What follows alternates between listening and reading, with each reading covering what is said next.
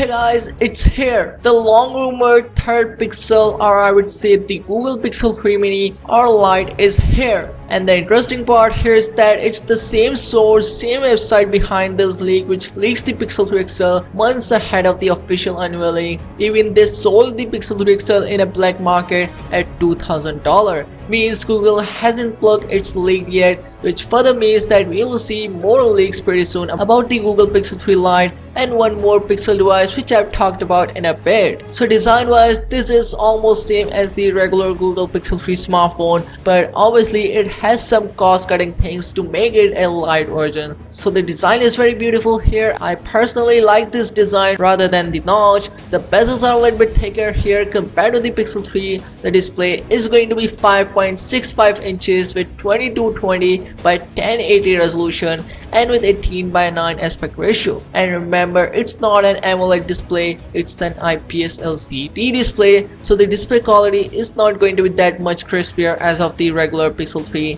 And as you can see on the front, it has no front facing stereo speakers and no dual cameras. Of course, this is the Lite version, so you get the single front facing camera and 8 megapixel camera, but of course camera game is going to be very similar here as of the Pixel 3, because again this is the Google's device. And along with camera, here's an earpiece which I think also works as a second speaker in a pair of stereo speakers. On the bottom side, here's a USB Type-C port, and along with that you also got two speakers which I think will be worked as a pair of stereo speakers. On the right hand side, here's a volume rocker along with power button with the yellow accent on it, and on the top here's a microphone hole along with 3.5mm headphone jack. Yes, 3.5mm headphone jack is here in the Pixel device, and there will be no waterproofing as well. And finally on the back, it has this beautiful two-tone design in a clearly white color which looks really amazing, and it has this 12 megapixel rear facing camera,